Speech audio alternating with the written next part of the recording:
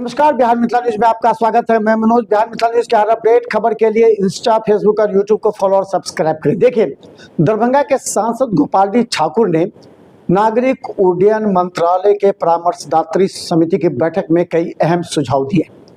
उन्होंने नागरिक उड्डयन मंत्री राम मोहन से मिलकर कई अहम मुद्दे, जिसमें ये कहा गया कि यहाँ एक प्रशिक्षण अकादमी का, उड़ान प्रशिक्षण अकादमी की स्थापना की जाए, इस पर भी उन्होंने सुझाव दिया।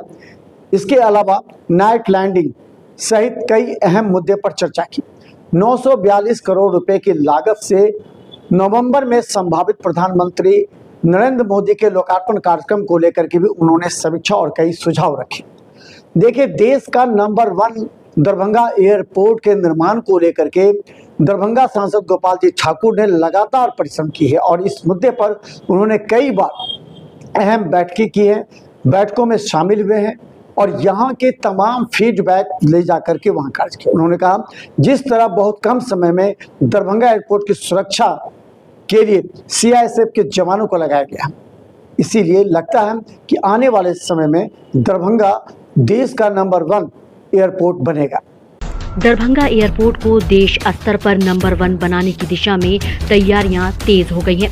यात्रियों की सुविधा के लिए नाइट लैंडिंग से जुड़ी सभी औपचारिकताएं पूरी कर ली गई हैं और विमान कंपनियों से शेड्यूल मिलते ही नाइट लैंडिंग सेवा शुरू की जाएगी। केंद्रीय नागरिक उड्डयन मंत्री के राम मोहन नायडू सितंबर महीने में दरभंगा आएंगे। इस दौरान वे नए टर्मिनल भवन के निर्माण कार्यों की प्रगति की समीक्षा करेंगे। साथ ही दरभंगा एयरपोर्ट पर उड़ान कैफे का उद्घाटन भी किया जाएगा। मैसूर में नागरिक उड्डयन मंत्रालय की परामर्शदात्री समिति की बैठक में सांसद डॉक्टर गोपाल जी ठाकुर ने दरभंगा एयरपोर्ट को अंतर्राष्ट्रीय एयरपोर्ट के रूप में विकसित करने की दिशा में अभी से तैयारी शुरू करने का सुझाव रखा है।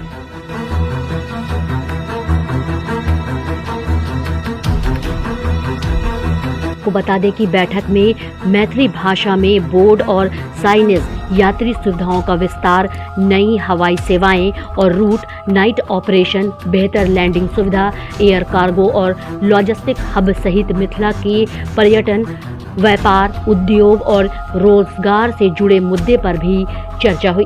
सांसद ने एयरपोर्ट के प्रवेश द्वार पर मिथिलाक्षर में नाम अंकित करने, कवि कोकिल बाबा विद्यापति के नाम पर एयरपोर्ट के नामकरण की घोषणा, CISF के लिए जमीन अधिग्रहण, किसानों और रैयतों को मुआवजे के शीघ्र भुगतान तथा NH-27 से टर्मिनल भवन तक प्रस्तावित फ्लाईओवर की औपचारिकताएं जल्द पूरी करने की भी मांग रखी।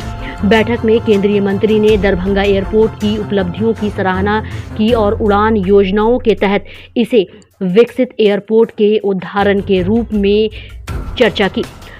वहीं सांसद डॉक्टर गोपाल जी ठाकुर के अनुसार प्रधानमंत्री नरेंद्र मोदी के नेतृत्व और नागरिक उड्डयन मंत्री के मार्गदर्शन में दरभंगा एयरपोर्ट को मिथिला की आर्थिक प्रगति, पर्यटन, उद्योग, व्यापार, रोजगार और वैश्विक कनेक्टिविटी का प्रमुख द्वार बनाने की दिशा में भी पहल जारी है।